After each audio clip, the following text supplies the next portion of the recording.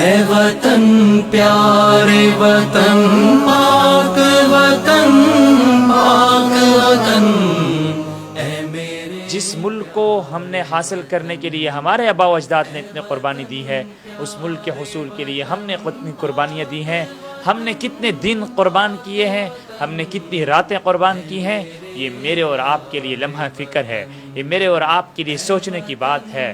یہ نبی اکرم صلی اللہ علیہ وسلم کی خوابوں کی تعبیر ہے یہ ملک، اور حقیقت یہ ہے ہر ملک کی ایک پروڈکٹس ہوتی ہے، ہر ملک کی ایک مصنوعات ہوتی ہے، ہر ملک کی ایک پہچان ہوتی ہے۔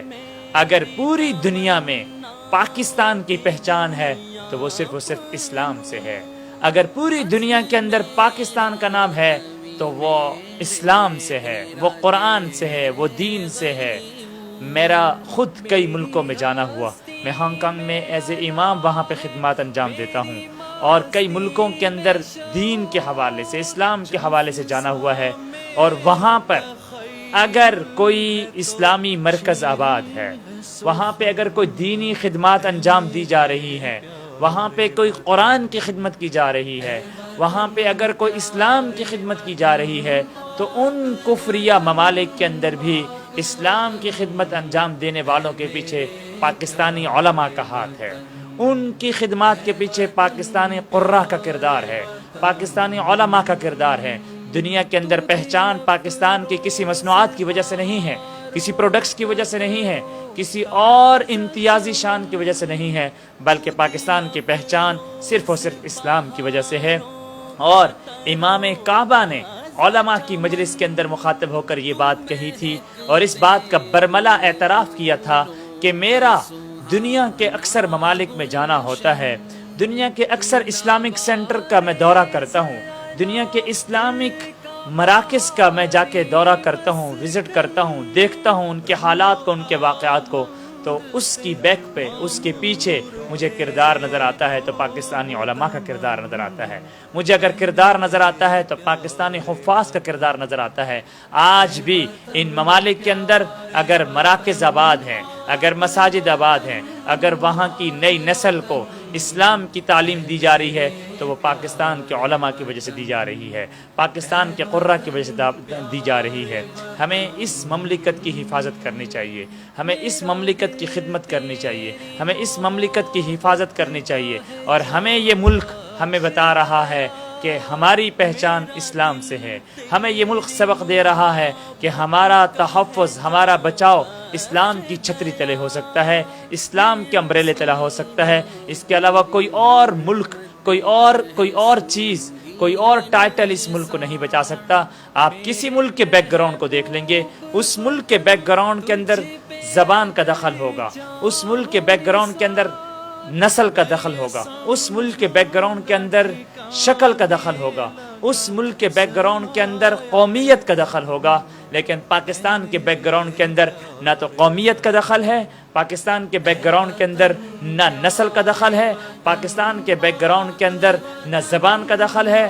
پاکستان کے حصول کے لیے پاکستان کے بیک گراؤنڈ میں کسی قومیت کا دخل نہیں ہے، بلکہ پاکستان کے بیک گراؤنڈ میں، پاکستان کے پیچھے، پاکستان کے حصول میں صرف اور صرف ایک چیز کا دخل ہے، اور وہ چیز ہے لا الہ الا اللہ، اور وہ چیز ہے کلمہ لا الہ الا اللہ، اور وہ چیز ہے قرآن، اور وہ چیز ہے اسلام۔ یہ پاکستان کے مطلب میں، پاکستان کے نعرے میں، پاکستان کے ٹائٹل میں ایمان کا نعرہ ہے، اتحاد کا نعرہ ہے، تنظیم کا نعرہ ہے۔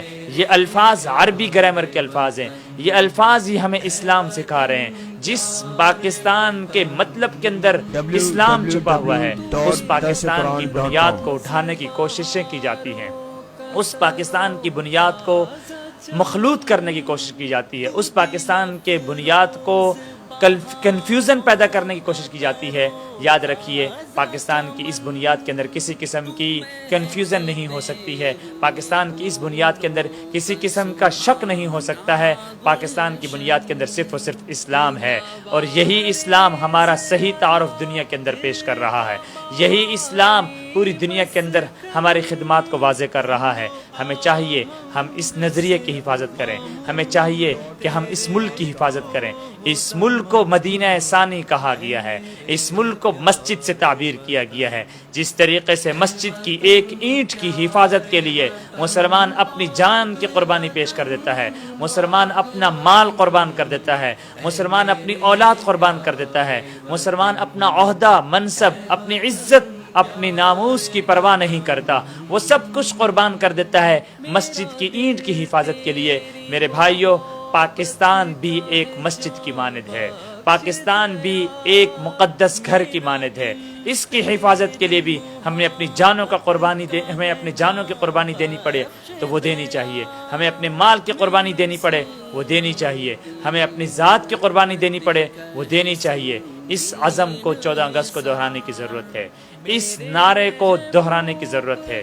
اس بات کو ہر گھر میں ذکر کرنے کی ضرورت ہے. اس بات کو عام کرنے کی ضرورت ہے اور بتایا جائے کہ یہ 14 اگست کا دن ہم نے اللہ سے وفاداری کا دن ہے.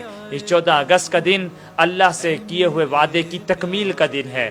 اللہ سے کیے ہوئے وعدے کی مکمل کرنے کا دن ہے.